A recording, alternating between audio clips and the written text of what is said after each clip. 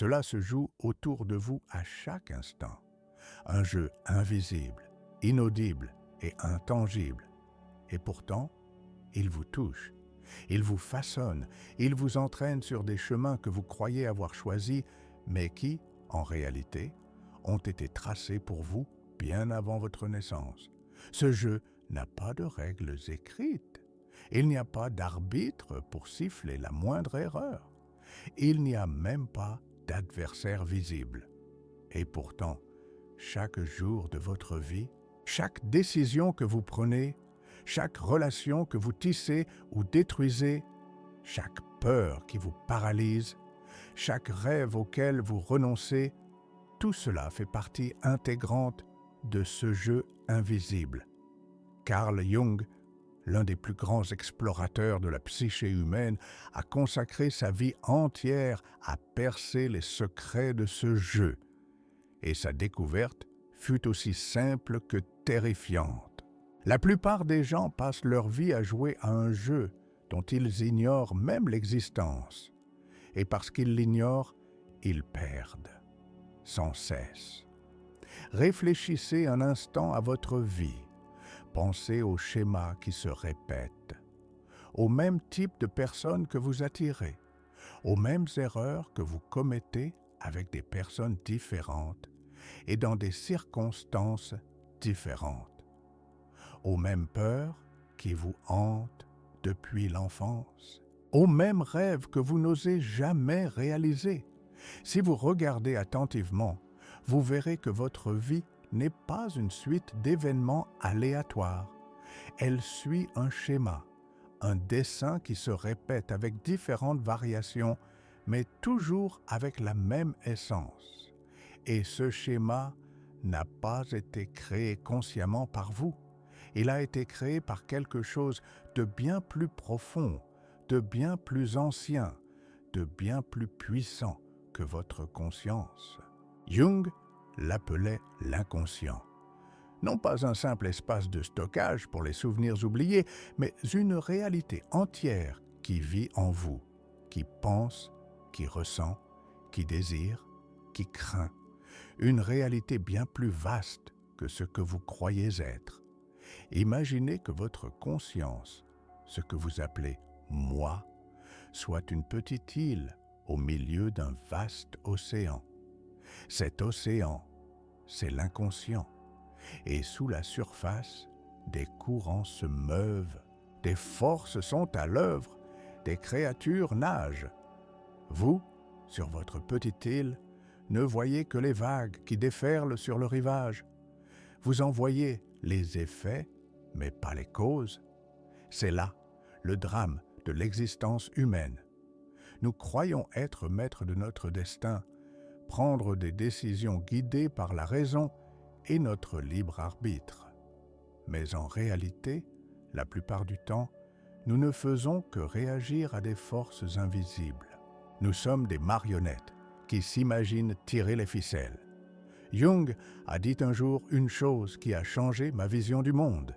Il disait que tant que l'inconscient n'est pas rendu conscient, il gouverne notre vie et on l'appelle destin. Cette phrase recèle une clé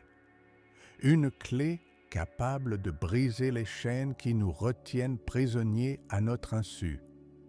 Réfléchissez au nombre de fois où vous avez dit que c'était votre destin, que les mêmes choses vous arrivaient toujours, que vous n'aviez pas de chance en amour, au travail, dans la vie.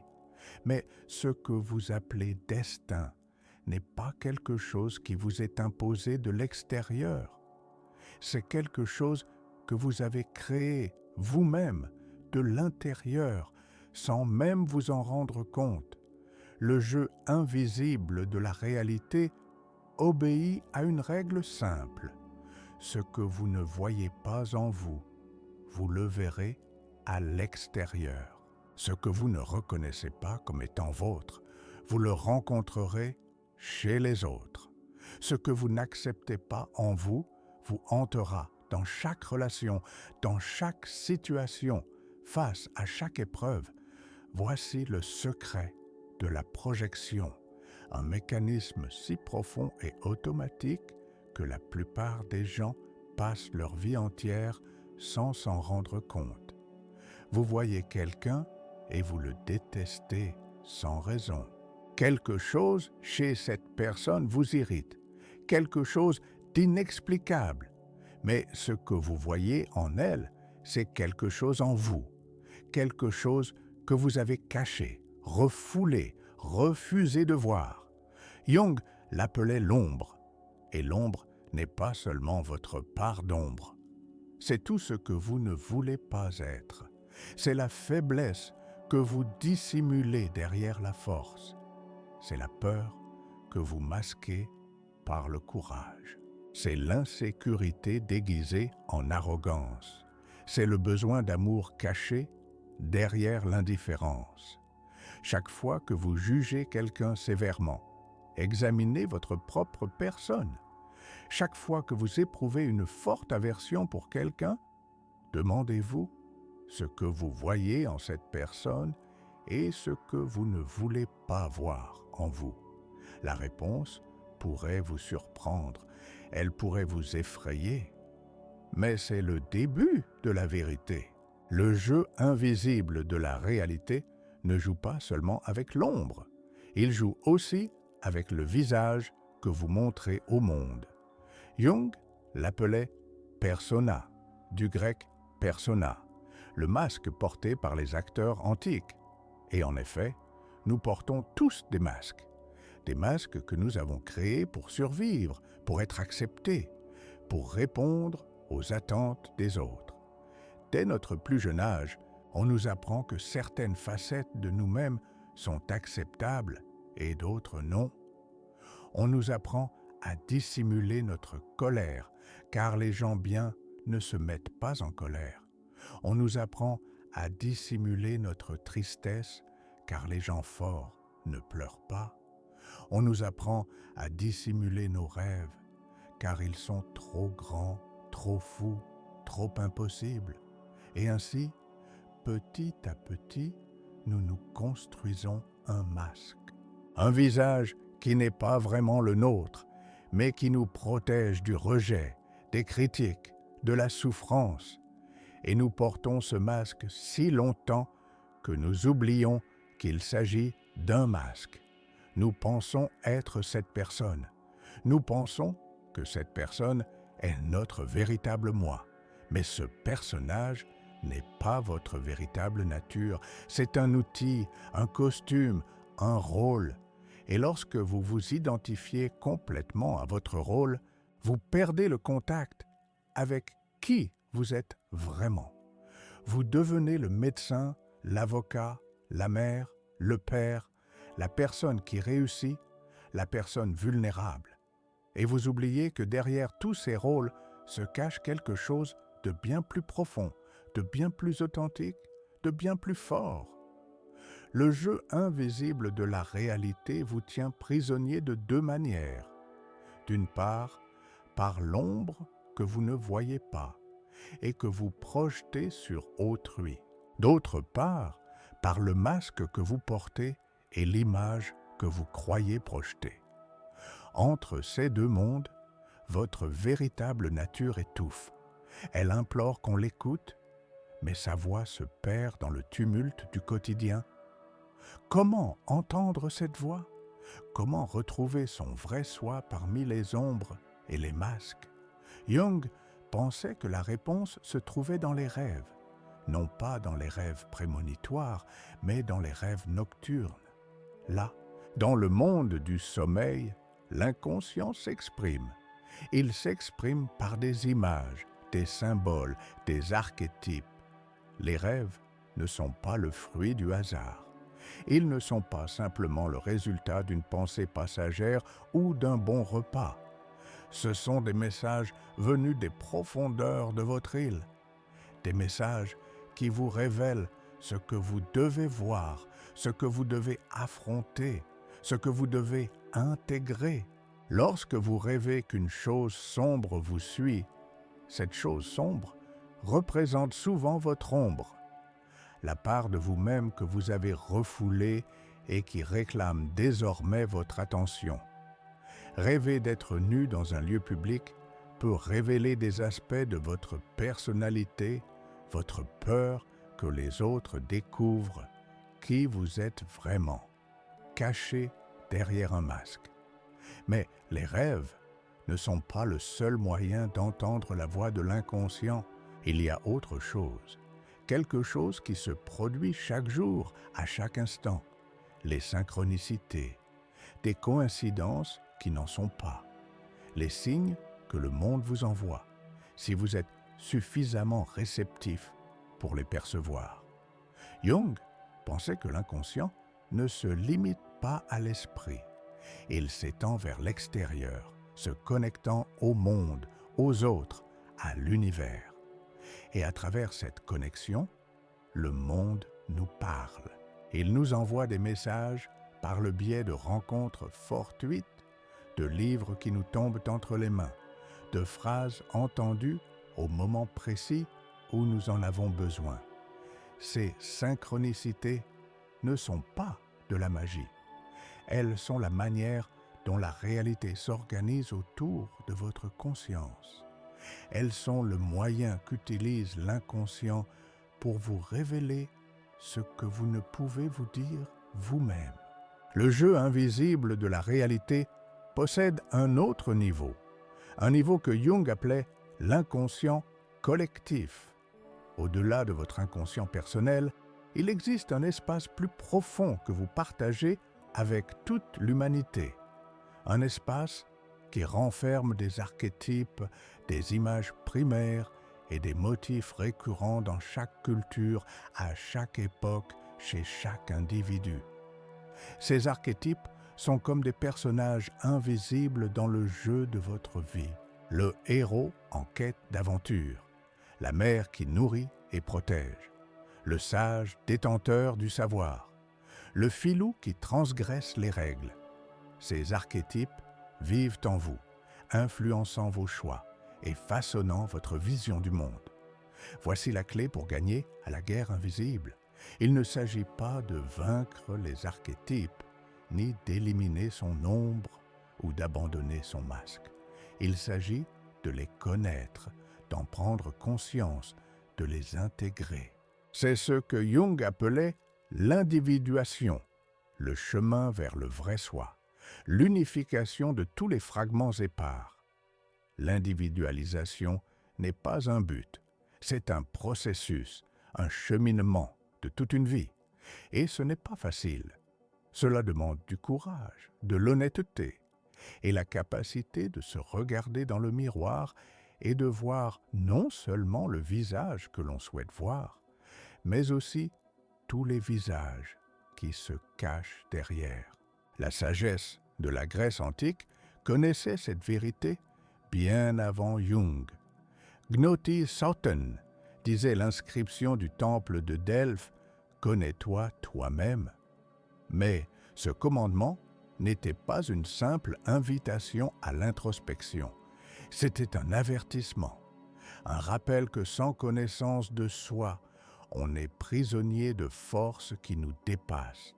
Les anciens Grecs concevaient les dieux comme des forces influençant le destin humain, mais ces dieux n'étaient pas de simples entités extérieures. Ils étaient l'expression de forces archétypales. Arès n'était pas seulement le dieu de la guerre, il incarnait l'instinct guerrier présent en chaque être humain. Aphrodite n'était pas seulement la déesse de l'amour, elle était la puissance du désir, de la beauté, du lien qui nous habite. Quand les anciens disaient qu'une personne était possédée par Dionysos, ils voulaient dire que l'énergie archétypale de l'extase, de la libération, de l'ivresse s'emparait de sa conscience. Quand ils disaient qu'une personne était punie par Némésis, ils voulaient dire que son arrogance provoquait l'inévitable équilibre que la vie impose. Ces récits anciens ne sont pas de simples mythes, ce sont des cartes de l'inconscient. Ce sont des instructions pour naviguer dans le jeu invisible de la réalité. Chaque mythe, chaque histoire, chaque conte de fées recèle une vérité sur l'âme humaine, une vérité qui peut vous aider à vous comprendre vous-même et à comprendre le monde qui vous entoure.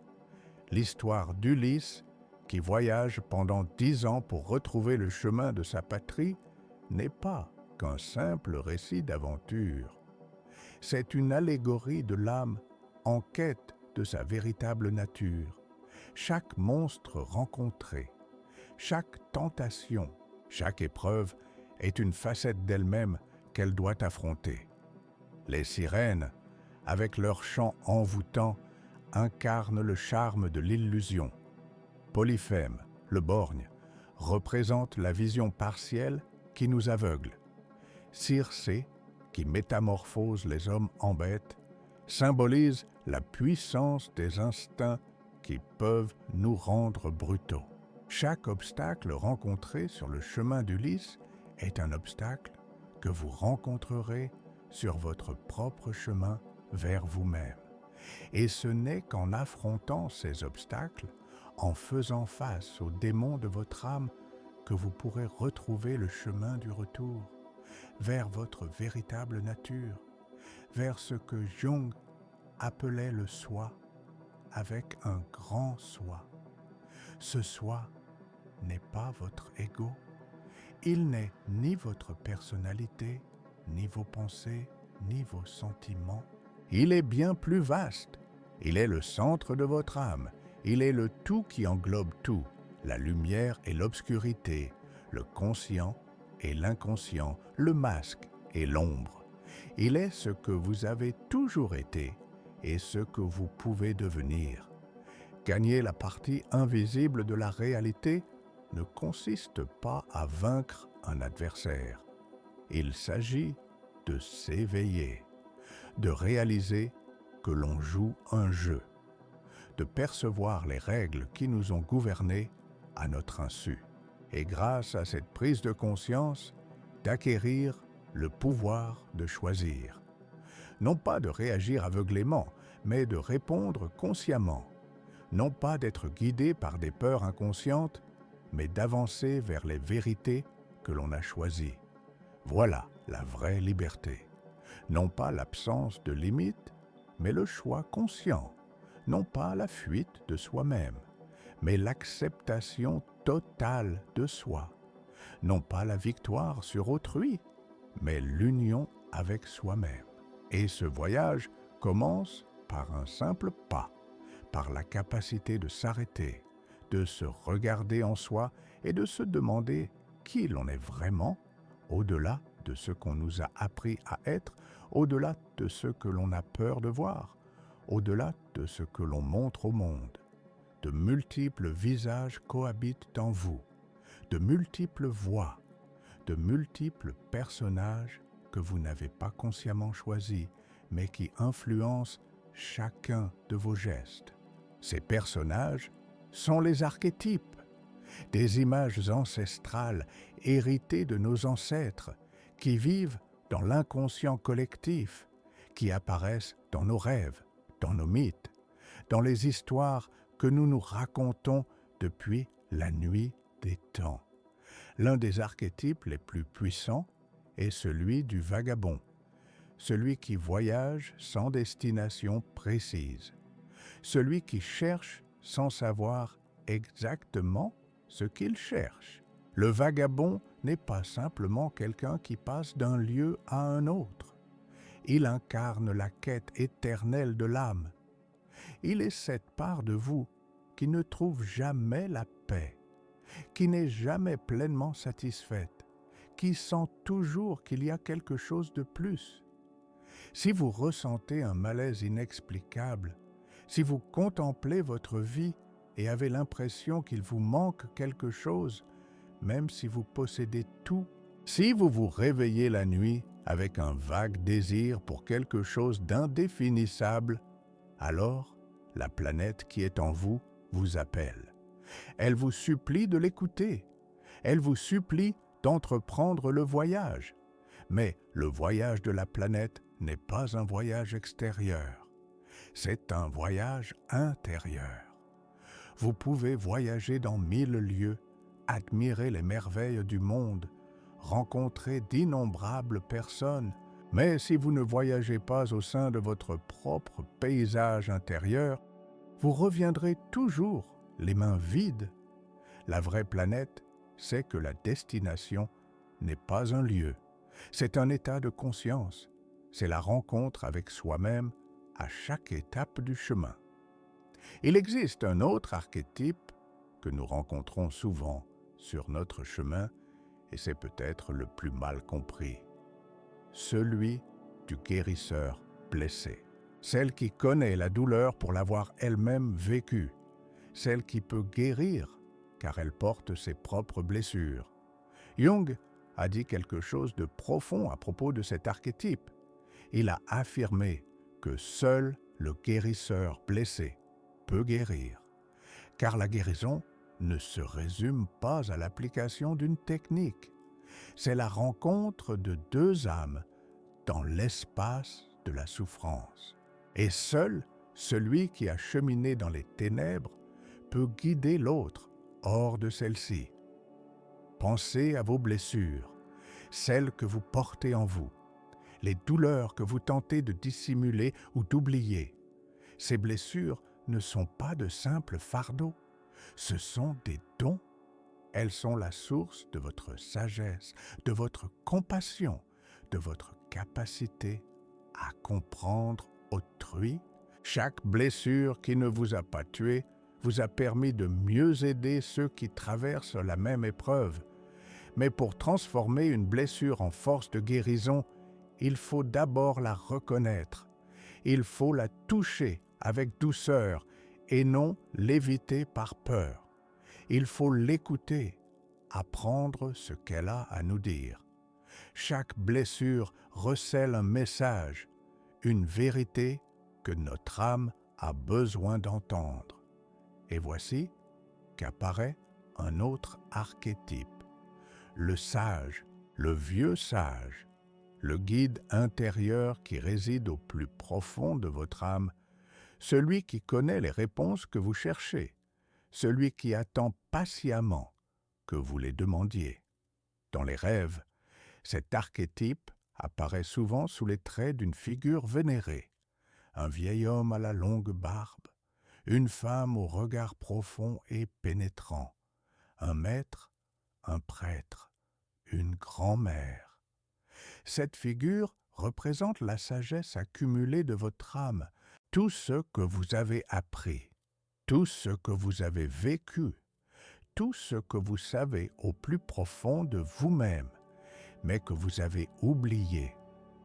Quand vous vous sentez perdu dans le jeu invisible de la réalité, quand vous ne savez plus quelle direction prendre, vous pouvez faire appel à ce guide intérieur. Non par la logique, mais par l'intuition. Non par des questions intellectuelles, mais par des questions du cœur.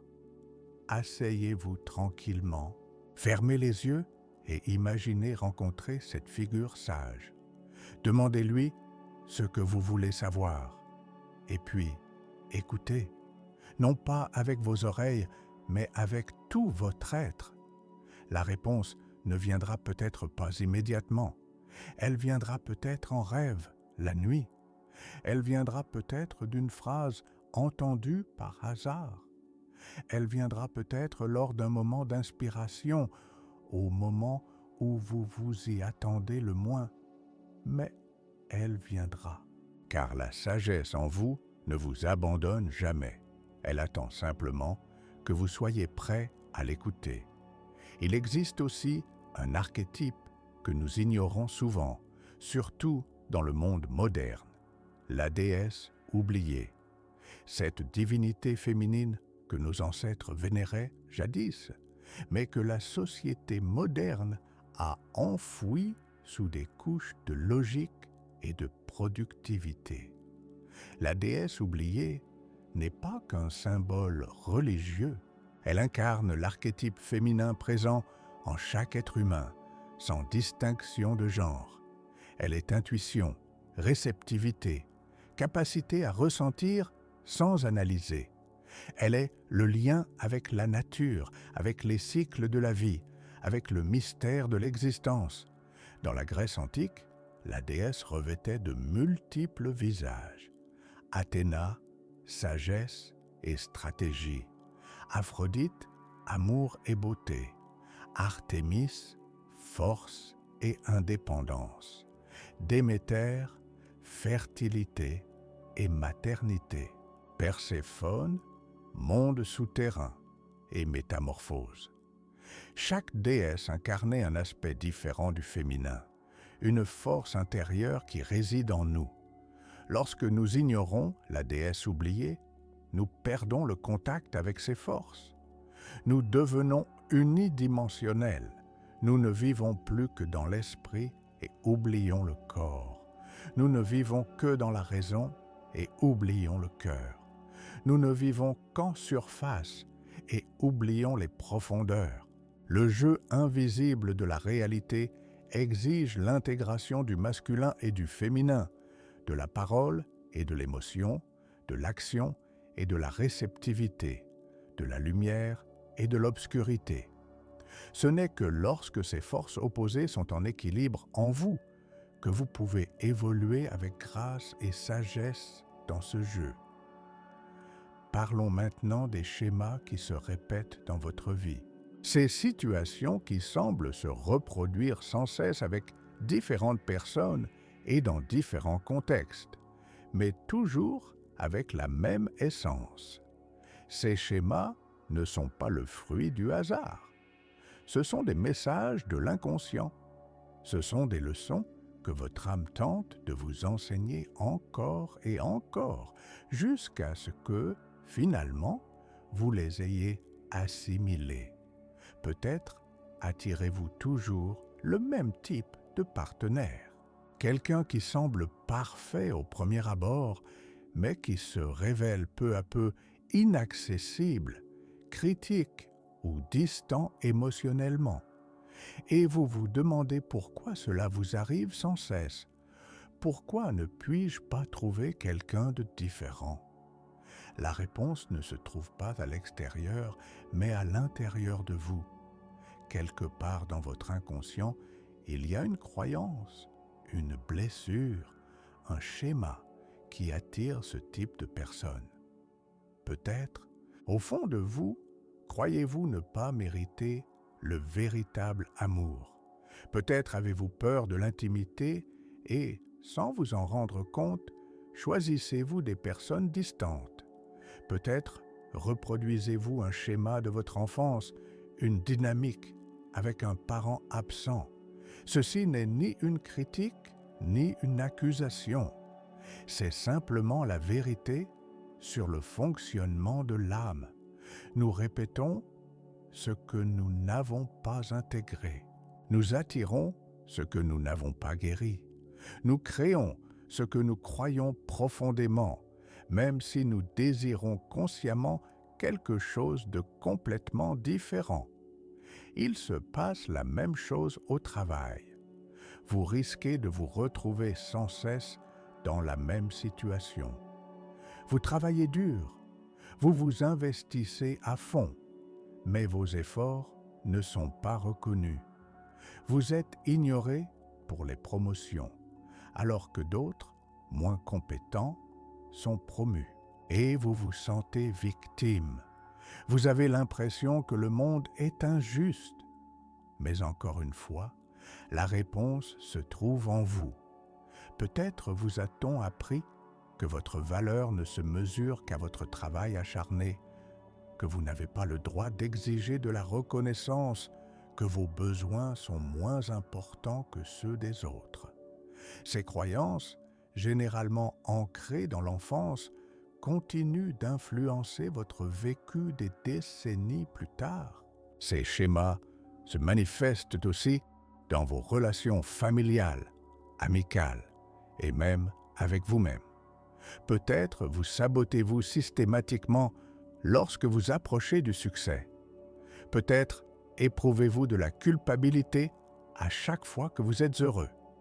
Peut-être avez-vous du mal à accepter les bonnes choses qui vous arrivent, vous les sous-estimez, vous vous attendez toujours à ce que le malheur suive. Ces schémas sont les règles invisibles du jeu, des règles que vous n'avez pas écrites, mais que vous suivez fidèlement.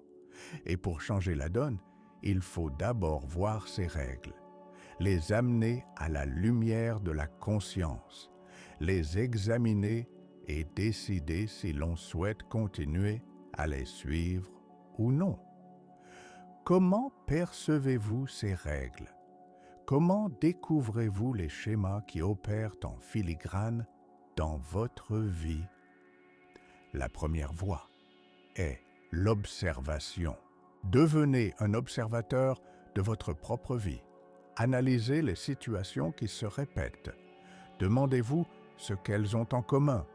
Et cet élément commun, c'est toujours vous. Non pas que vous soyez à blâmer, mais parce que vous êtes le créateur de votre réalité, même sans le savoir. La seconde méthode consiste à prêter attention à ses émotions. Les émotions ne sont pas de simples réactions aux événements. Elles sont des indicateurs de ce qui se passe dans votre inconscient. Lorsqu'une réaction vous paraît forte, lorsqu'une émotion vous submerge de manière disproportionnée par rapport à la situation, c'est un signe qu'un élément plus profond s'est activé. Quelque chose du passé, quelque chose qui exige votre attention. La troisième voie est celle des rêves. Tenez un journal de rêves près de votre lit. Chaque matin, juste avant de vous réveiller, notez tout ce dont vous vous souvenez. N'essayez pas d'analyser. Contentez-vous de consigner. Avec le temps, vous commencerez à discerner des schémas, des symboles qui se répètent, des thèmes récurrents. Ce sont des messages de votre inconscient. Des messages qui, si vous les écoutez, peuvent révéler beaucoup de choses sur votre véritable nature. Dans votre vie quotidienne, un jeu invisible se joue à chaque instant.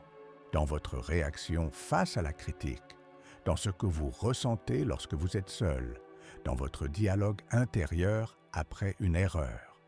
À chaque fois, des archétypes, des schémas et des croyances héritées du passé se réactivent.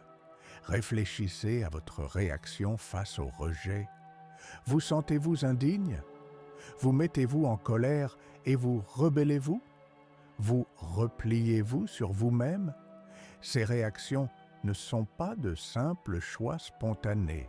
Ce sont des réponses automatiques, programmées en vous depuis votre plus jeune âge, dès votre premier rejet, à travers les réactions de vos parents durant votre enfance, à travers les messages que vous avez reçus concernant votre valeur et votre place dans le monde.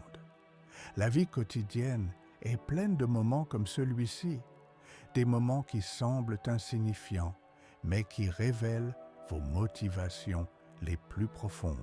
Votre façon de conduire dans les embouteillages, votre façon de faire la queue, votre réaction lorsque les choses ne se passent pas comme prévu.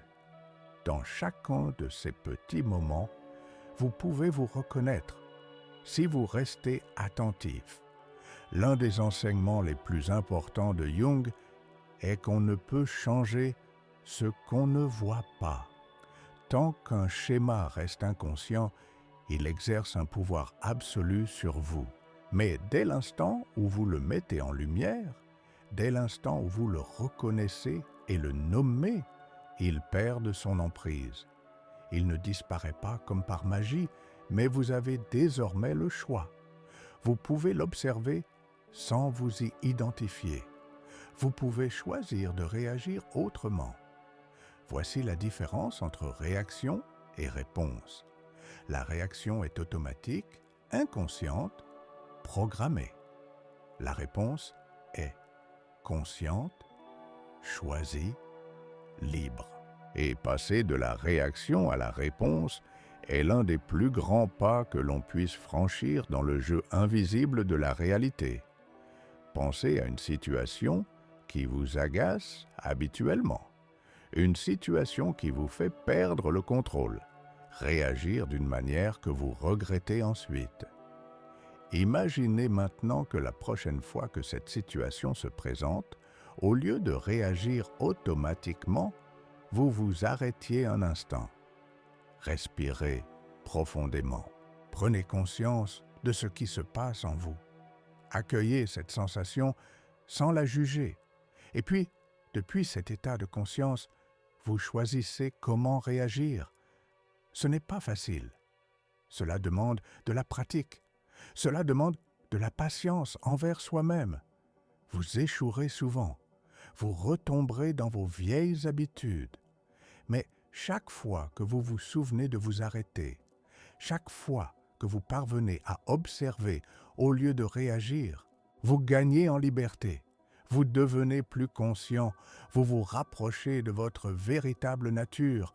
Jung croyait que la vie nous appelle à un processus continu d'éveil. Chaque défi, chaque difficulté, chaque conflit est une occasion de voir quelque chose d'inédit, d'intégrer une part de nous-mêmes refoulée, de nous épanouir pleinement. Ce processus est sans fin. Il n'y a pas de moment où l'on se dit « ça y est, j'ai pleinement conscience, j'ai gagné ». Le jeu continue tant que l'on vit. Mais à chaque prise de conscience, le jeu se transforme. On n'est plus victime de forces invisibles, on devient co-créateur de sa réalité, un collaborateur de l'inconscient au lieu d'en être le prisonnier. Dans vos relations, cela signifie cesser d'attendre des autres qu'ils vous complètent. Cessez de projeter vos propres faiblesses sur eux. Cessez de les blâmer pour votre malheur. Et, au contraire, assumez la responsabilité de votre expérience. Reconnaissez que les autres sont des miroirs et non des causes. Dans votre travail, cela signifie cesser d'attendre que l'on reconnaisse votre valeur. Cessez de jouer des rôles qui ne vous correspondent pas pour plaire aux autres. Cessez de poursuivre des objectifs qui ne sont pas les vôtres. Et au contraire, écoutez vos véritables désirs, ce qui vous anime, ce qui donne un sens à votre vie. Avec soi-même, cela signifie mettre fin à la guerre. Cessez de haïr les aspects de soi que l'on considère imparfaits. Cessez d'essayer d'être quelqu'un d'autre. Et au contraire, s'accepter pleinement, avec ses forces et ses faiblesses, ses rêves et ses peurs. Accepter cela ne signifie pas renoncer. Cela ne signifie pas cesser de grandir, d'apprendre, d'évoluer. Cela signifie grandir à partir d'un fondement d'amour plutôt que de haine. Il ne s'agit pas de réparer ce qui est brisé, mais de faire éclore la vie. Ce changement n'est plus une tentative de fuir soi-même, mais un mouvement vers son être véritable. Les archétypes qui résident en vous ne sont pas des ennemis. Ce sont des alliés qui ne demandent qu'à être reconnus. L'archétype planétaire vous invite à chercher, à explorer, à ne pas vous contenter de ce que vous savez. Le guérisseur blessé vous invite à transformer votre douleur en sagesse et en compassion. Le sage vous invite à faire confiance à votre intuition. La déesse oubliée vous invite à honorer le féminin, l'intuition, le lien avec le mystère. Chacun de ces archétypes possède une face sombre. La planète peut devenir une fugitive qui ne s'engage jamais. La guérisseuse peut rester prisonnière de ses blessures et incapable d'avancer. Le sage peut devenir arrogant et prétentieux. La déesse peut se perdre dans ses émotions et perdre le contact avec la réalité. Tout l'art réside dans l'équilibre. Il s'agit d'utiliser la puissance de chaque archétype sans se perdre dans son côté obscur. Il s'agit de les utiliser consciemment au lieu d'être manipulé par eux. C'est là la différence entre être maître de son âme et être victime de ses forces. Parlons maintenant de transformation, de ce moment où quelque chose en vous change à jamais, où l'ancien soi meurt et où un nouveau naît. Ce processus est douloureux. Ce n'est pas une transition en douceur d'une étape à une autre, c'est une mort. Et, comme toute mort, elle s'accompagne de douleur, de peur, de perte. Jung parlait de la nuit de l'âme, cette période de la vie où tout semble s'effondrer, où les sens anciens perdent leur valeur, où les certitudes se dissipent et où l'on reste dans l'obscurité, sans savoir où l'on met les pieds, sans voir où l'on va. Cette nuit de l'âme n'est pas un échec, ce n'est pas une malédiction, c'est une étape nécessaire de la transformation. C'est la chrysalide que la chenille doit traverser avant de devenir papillon. Dans cette obscurité, quelque chose se dissout pour renaître. Quelque chose meurt pour renaître. Si vous traversez une nuit comme celle-ci, si vous vous sentez perdu, déconnecté, sans repère, sachez que ce n'est pas la fin. C'est le commencement. Votre âme vous appelle à laisser derrière vous ce qui ne vous sert plus. Laissez mourir votre ancien moi pour que le nouveau puisse naître. Les anciens Grecs connaissaient ce processus. Les mystères d'Éleusis, rites les plus sacrés de l'Antiquité, représentaient ce voyage. Le mystique descendait symboliquement dans l'au-delà, affrontait la mort et revenait transformé. Il revenait avec une nouvelle compréhension de la vie et de la mort, une connaissance indicible qui changeait à jamais sa vision du monde. Cette descente aux enfers n'est pas qu'un rituel ancestral, c'est un appel que vous aussi devez accomplir. Peut-être pas dans un temple, entouré de prêtres et de bougies, mais dans votre propre vie, à chaque crise, à chaque perte, à chaque instant où votre monde s'écroule, vous êtes appelé à descendre dans les profondeurs, à affronter ce qui vous effraie le plus et à revenir porteur du don de la connaissance. Le mythe de Perséphone nous enseigne cette vérité. La jeune déesse est enlevée par Hadès et descend aux enfers. Là, dans le royaume des morts, elle découvre les secrets de la mort. Et lorsqu'elle revient, elle n'est plus l'enfant innocente qu'elle était. Elle est reine. Elle est la maîtresse de deux mondes. Elle porte en elle la vie et la mort, le printemps et l'hiver. Voici la transformation qui vous attend. Non pas fuir les zones d'ombre de l'existence, mais les traverser. Non pas éviter la douleur, mais la laisser vous instruire. Non pas combattre votre ombre, mais l'incarner à chaque fois.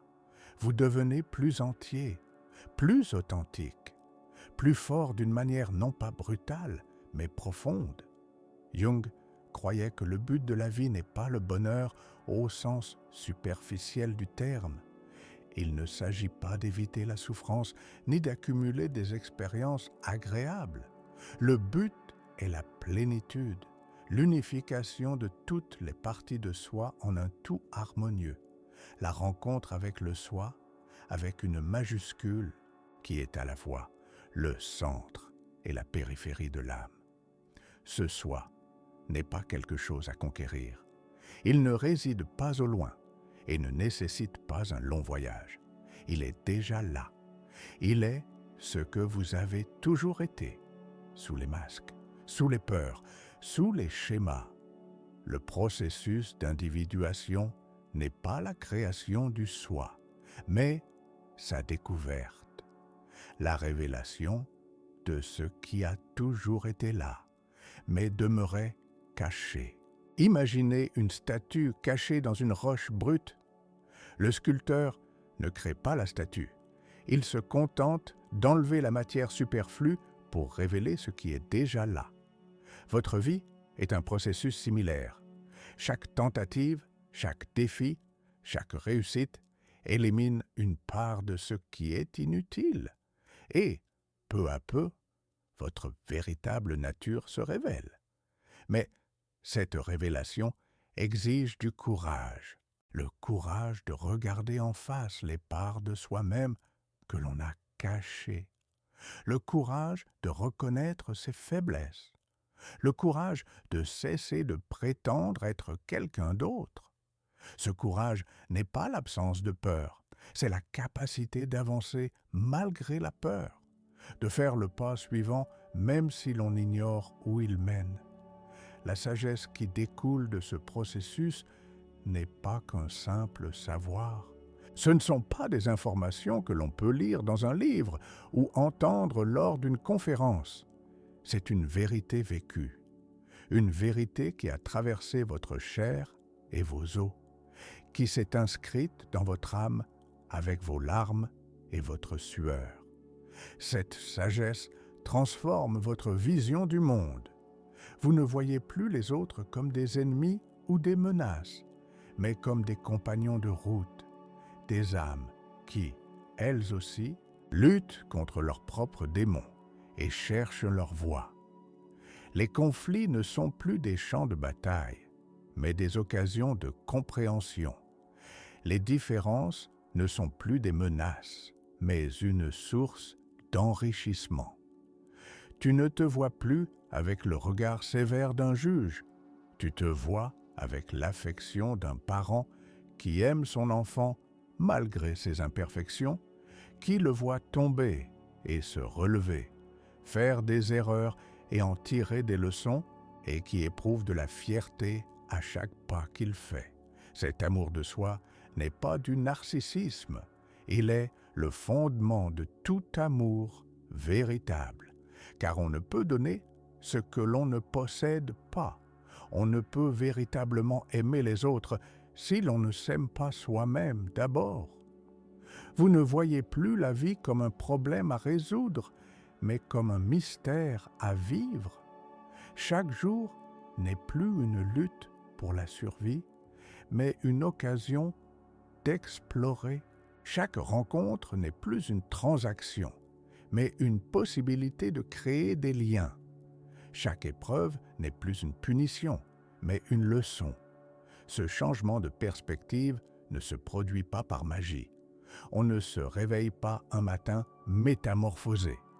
C'est un processus lent et progressif. Ce sont des milliers de petits moments de prise de conscience qui s'accumulent comme des gouttes d'eau jusqu'à former un fleuve. C'est le choix quotidien d'approfondir sa réflexion, d'écouter plus attentivement, de réagir avec plus de conscience. Et, ce faisant, vous découvrez quelque chose de merveilleux. Vous découvrez que vous n'êtes pas seul, que derrière la solitude que vous ressentez se cache un lien avec quelque chose de bien plus grand, que votre âme n'est pas une île isolée, mais une partie d'un vaste océan, de l'inconscient collectif qui nous unit tous. Dans cet océan, vos ancêtres vivent encore, non pas comme des fantômes ou des esprits, mais comme des schémas, des tendances, une sagesse que vous avez héritée sans le savoir. Les expériences de milliers de générations vivent en vous, leurs triomphes et leurs défaites, leurs amours et leurs peurs, leurs découvertes et leurs erreurs. Tout cela fait partie de vous, et il ne s'agit pas seulement de vos ancêtres, il s'agit de l'humanité entière. chaque héros qui a combattu pour la liberté, chaque artiste qui a créé la beauté, chaque penseur en quête de vérité, chaque mère qui a aimé son enfant, chaque personne qui a ri et pleuré, qui est née et morte, qui a aimé et perdu. Tous vivent en vous. Vous êtes le sommet d'une immense pyramide d'expériences qui remonte à la nuit des temps. Cette prise de conscience ne vous diminue pas. Elle vous grandit, elle vous relie à l'Éternel. Elle vous aide à comprendre que votre vie, aussi insignifiante puisse-t-elle paraître, fait partie d'une vaste histoire. Une histoire qui a commencé bien avant votre naissance et qui se poursuivra bien après votre mort. Et votre rôle dans cette histoire est essentiel. Chaque action que vous entreprenez, chaque pensée que vous avez, chaque choix que vous faites contribue à cette histoire collective. Gagner la partie invisible de la réalité ne consiste donc pas à imposer sa volonté, à dominer ou à vaincre. Il s'agit de s'éveiller, de se souvenir de qui l'on est vraiment, de se reconnecter à soi-même, aux autres, à l'univers. Il s'agit de vivre consciemment au lieu d'errer comme un somnambule, de répondre à la vie au lieu de simplement réagir, de créer sa réalité au lieu d'en être victime. Jung utilisait une image pour décrire l'être humain dans sa plénitude, le mandala. Ce cercle, composé de formes géométriques complexes, exprime l'ordre dans le chaos, l'unité dans la multiplicité. Le mandala est un symbole du soi, le centre de l'âme qui unifie tous les contraires.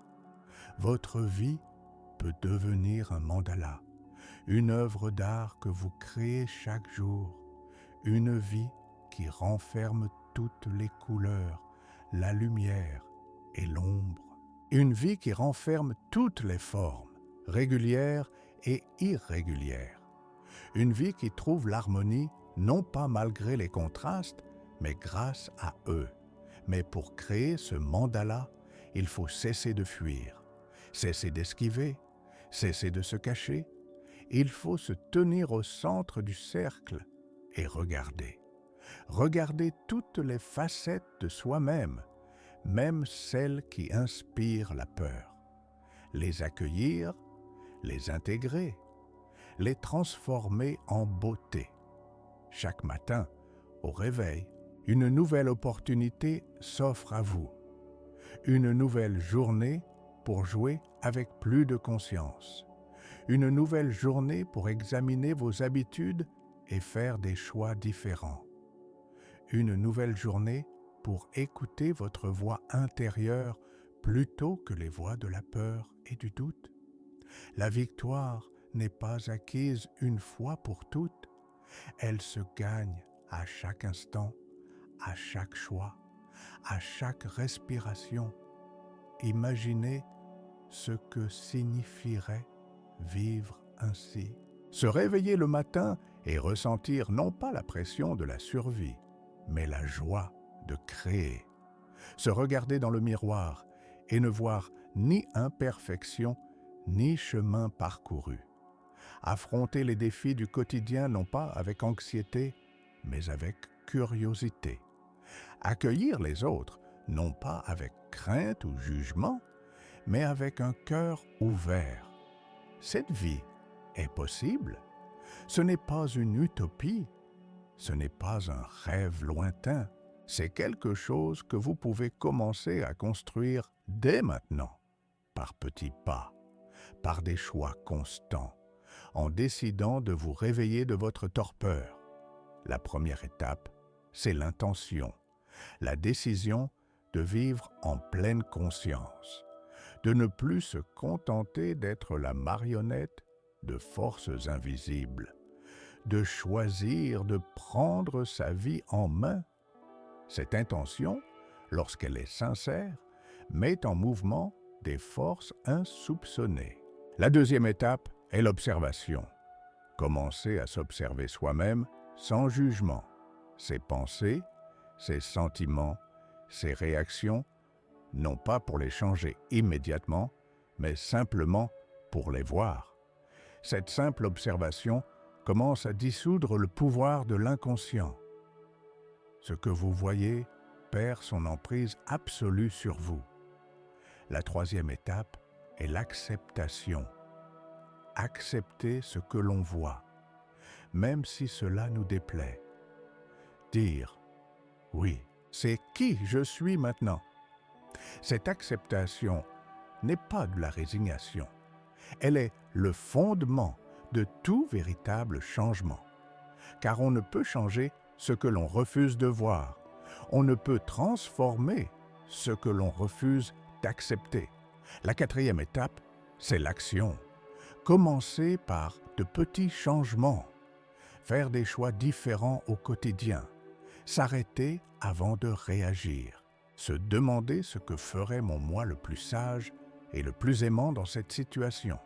Et ensuite, le faire. Même si c'est difficile, même si on a peur, même si on échoue. La cinquième étape est la patience.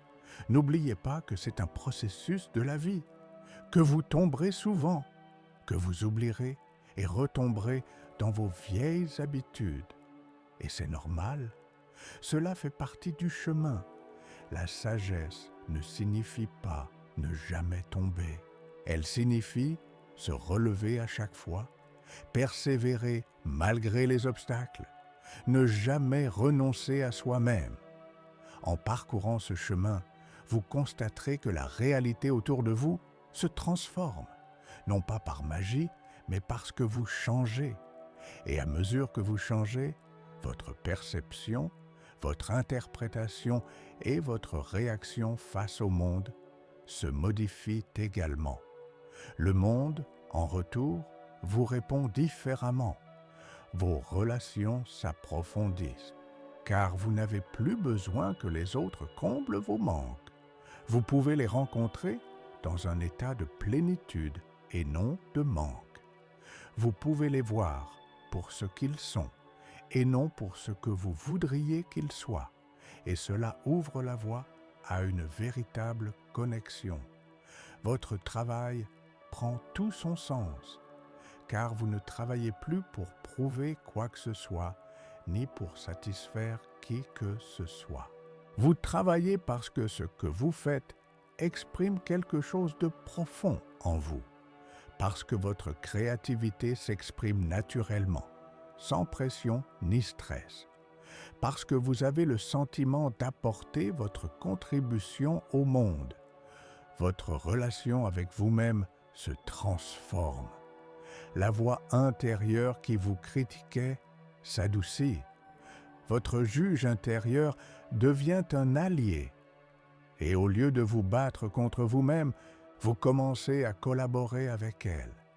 Écoutez vos besoins, respectez vos limites, célébrez vos victoires. C'est la victoire dans le jeu invisible de la réalité. Non pas conquérir le monde, mais se retrouver soi-même. Non pas contrôler les autres, mais se libérer de ses propres chaînes. Non pas accumuler du pouvoir, mais découvrir celui qui réside déjà en soi. Jung disait que celui qui regarde vers l'extérieur rêve, tandis que celui qui regarde vers l'intérieur s'éveille. Je vous invite à vous éveiller. Je vous invite à regarder en vous avec courage et amour. Je vous invite à découvrir votre soi qui attend patiemment, au-delà des masques et des ombres, au-delà des peurs et des doutes. Ce voyage n'est pas facile, mais c'est le plus précieux que vous puissiez entreprendre. C'est le retour aux sources, à votre véritable nature, à ce que vous avez toujours été et serez toujours, au-delà du temps et de l'espace, au-delà de la naissance et de la mort. Et lorsque vous y parviendrez, lorsque vous rencontrerez votre moi profond, vous comprendrez que vous n'êtes jamais parti, que vous avez toujours été là, que ce voyage n'était que le réveil d'un long oubli. Alors, vous regarderez votre vie d'un œil nouveau. Vous verrez que chaque épreuve était un cadeau, chaque douleur une leçon, chaque erreur un pas en avant. Le monde attend que tu t'éveilles. Ceux qui t'entourent attendent que tu rayonnes. La vie attend que tu la vives pleinement, non pas machinalement, mais avec un cœur ouvert, les yeux grands ouverts, l'âme libre. Le jeu invisible continue, mais à présent, vous savez qu'il existe. Vous détenez les clés pour en connaître les règles. Vous avez le choix de la manière de jouer. Et cette connaissance, cette prise de conscience est la plus grande des victoires. N'aie pas peur du voyage, n'aie pas peur des ombres, n'aie pas peur de toi-même. Tout fait partie de l'histoire. Tout participe à la beauté. Même l'obscurité sert à faire jaillir la lumière. Même la douleur sert à approfondir la joie. Êtes-vous prêt à jouer le jeu de la conscience? Êtes-vous prêt à voir les fils invisibles qui vous guident? Êtes-vous prêt à devenir le créateur de votre réalité au lieu d'en être la victime? La décision vous appartient. Et quoi que vous décidiez, c'est bien ainsi. Car même le choix de ne pas décider maintenant fait partie du cheminement. Les graines de la prise de conscience ont été semées et elles fleuriront en leur temps. En attendant, souvenez-vous, vous n'êtes pas vos pensées, vous n'êtes pas vos sentiments, vous n'êtes pas vos peurs ni vos schémas de pensée. Vous êtes quelque chose de bien plus profond, de bien plus éternel, de bien plus beau. Vous êtes la conscience qui observe tout cela. Vous êtes le soi qui attend d'être redécouvert. Si ces mots vous ont touché, partagez ce message avec quelqu'un qui en a besoin. Dites-nous en commentaire ce qui vous a le plus marqué aujourd'hui.